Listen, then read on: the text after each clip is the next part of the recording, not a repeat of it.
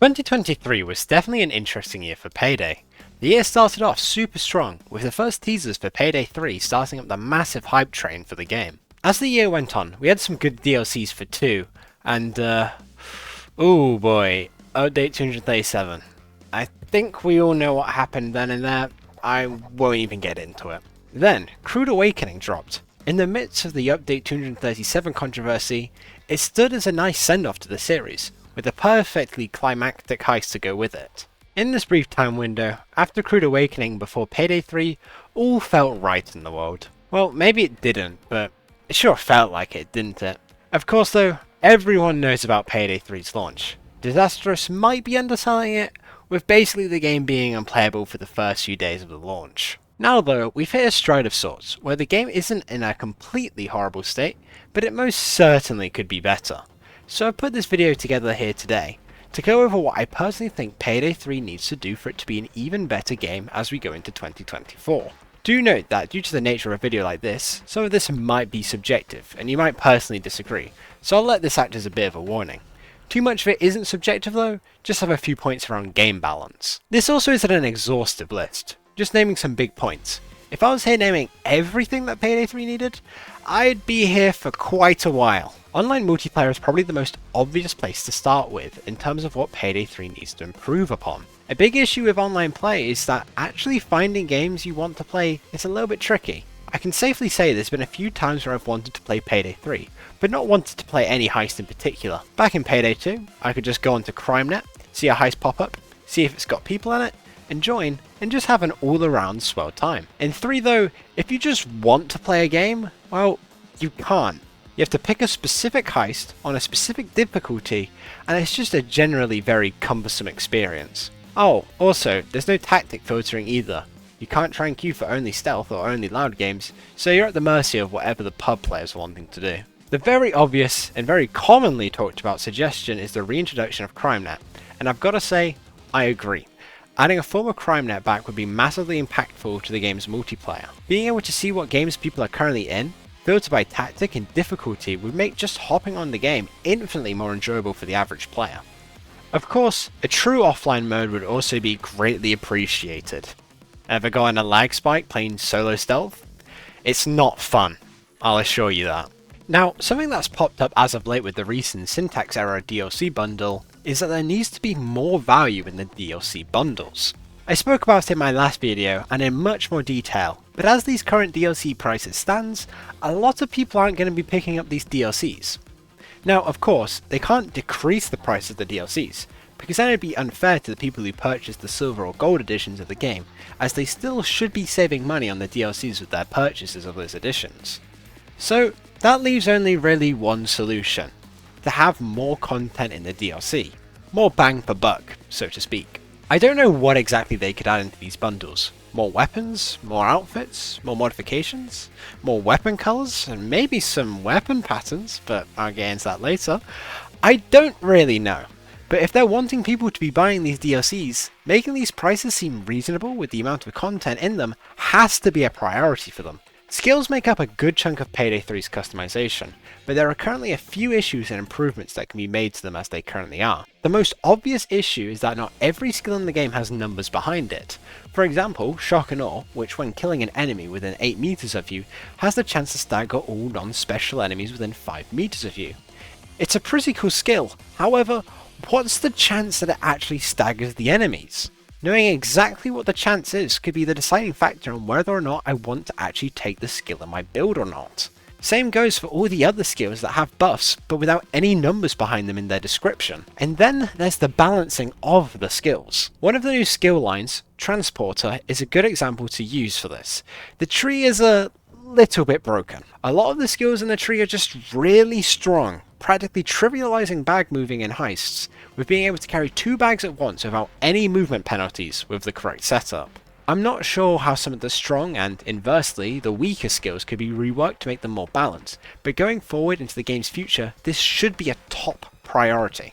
A lot of the fun in Payday is playing with different skills to see what's fun, and keeping skilled balance, or at least trying to keep them balanced, will help keep that element of fun in the game. After all, where's the fun in having all of these skills if there are a few that you have no reason to get, and some you have no reason to not get? A pretty fun addition that Payday 3 has introduced is the overkill weapons, but they're in a little bit of a weird space. The Mamba is a lot more effective at hitting yourself with it than it is actually killing cops, and the Het Fox is just able to two-shot body shot dozers. A tweak of the two would be great, nerfing the Het Fox when it comes to body shots on dozers, so it actually incentivizes aiming for the head on them, and some adjustments made to the Mamba to make sure the two are on par with each other. Of course though, I think it would be worth suggesting that they add another overkill weapon. What the weapon could be exactly, I'm not too sure. But I think it'd be really cool if we had something like an LMG or a minigun. You could add some good variety, where you'd have the high splash damage of the Mamba, limited by its reload speed, high single target damage of the Het Fox, and then you could have this medium damage LMG or minigun that's bolstered by its high rate of fire.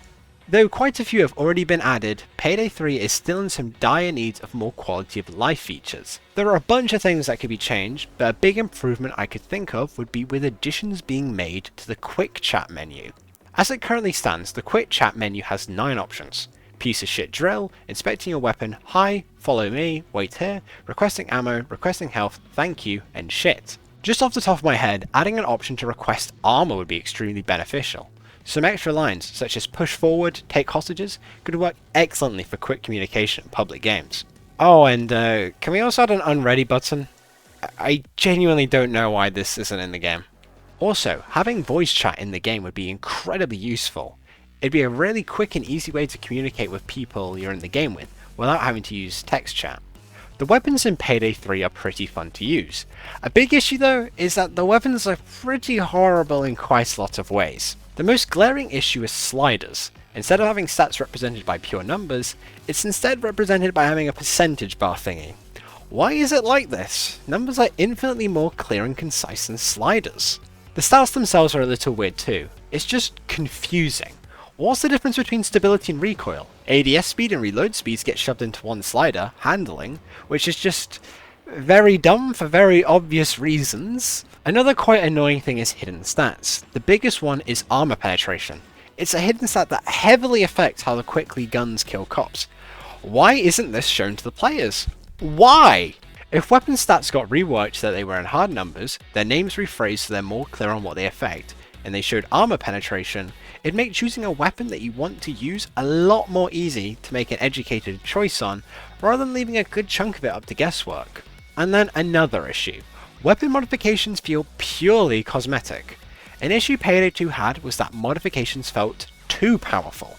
It was really easy to get 100 accuracy and 100 stability on basically any weapon, but Payday 3 has the inverse issue, where its modifications feel purely cosmetic, hardly changing any stats.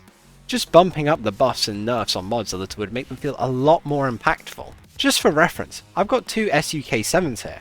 One I've modded fully out, the other is completely stock, and they are basically identical stat-wise, and they don't feel too different from each other. Now time for a nitpicky thing I mentioned earlier. Weapon customization feels a little lackluster. The colours are good, although some of them are direct copy and paste of each other, but that leads me into my biggest issue with customization. There's no patterns. Yeah, as I said before, it's incredibly nitpicky, but limiting gun customization to only pure colours is such a missed opportunity. Add in a few camos or the like, and you can make customization feel a lot more interesting. Power creep is something I've got to bring up. I brought it up in my last video, but it is worth talking about again when talking about the game's future. Power creep needs to be a top priority as new DLC and weapons are added to the game. If you're out on the loop on what power creep is, it's the idea that as the game goes on, newer additions to the game get slowly more and more powerful, leaving the old stuff notably much weaker than the new stuff. Sound familiar? Yeah, the FSA is a good example of this. It's very hard to give good reasons for using the other shotguns when this new shotgun exists. It doesn't help as well that it's the worst type of power creep, where it's locked behind paid DLC. Anyway, I know I'm beating a dead horse with that. Just make sure we don't get a repeat of Payday 2 where the later DLC additions are comedically stronger than the early game stuff. A lot of the UI in Payday 3 is alright. It's not exactly the best thing ever, and it's definitely not bad, but it could definitely do with some tweaks. I'm not an expert of UI, so I can't really give a detailed critique on it, but I can give my 2 cents on them. In the vendors menu, the arms tab could do with a little rework in my eyes. The Syntax Error DLC's weapon pack goes under its own separate category of weapon cache. This is very pointless in my opinion, and it should just be put under the weapons category, maybe with a little tag on the weapon's description saying it's from the Syntax Error DLC pack. Pistols are the only secondary weapons you can use in Payday 3. Well, at least at the moment. But as it stands, it's a little bit unclear that pistols are specifically for the secondary slot. So adding something like a little bit of text alongside the weapon type so it could read as primary assault rifle or secondary pistol could make it much easier for new players to understand which slots weapons go into. I think the in-game HUD is pretty solid, but it could definitely do with a few adjustments. Quite a few mods already exist to add some of these suggestions, and I'll link them in the description, but I feel like these would fit quite nicely as being base game. If Payday 3 had a notification when bags are secured, it would be so nice, similar to how it was in Payday 2, showing the loot type and amount of money you get from securing it. So it's a very big nitpick, but the health bar being green would also be a very nice tweak. It's not a massive thing that would make or break the game, it'd just be really nice if the health bar was green. It just feels right. Rush Grit and Edge buffs being coloured differently just for readability and differentiation would make them much easier to see for new players. And now for the part in the video where I start to suggest just very small things which I think would make the game much more enjoyable. Starting with dialogue. Now, there's a decent amount of voice lines already present in the game for different scenarios, marking people out, shouting at the drill, shouting if you're hurt, the usual. But what I think Payday 3 could benefit from would just be more voice lines in the heists themselves. They did it before in Payday the Heist, so they could very reasonably pull it off again. Now, I'm not asking for hyper-specific voice lines for every heist like there was in the Heist, it's just a little bit impractical with getting the recorders to record new stuff as the game adds more and more heists in the future, but just small stuff. I think just small lines, like, I got the money when your character picks up a bag of money, let's get these bags moving when it's time to start moving a bag. You know, basically just vague lines you could use for quite a lot of scenarios, but add a lot more immersion in the heists, and lets the characters be a lot more expressive. Now, lastly, probably the least important thing that Payday 3 should be doing at this current state, but still something I want to bring up.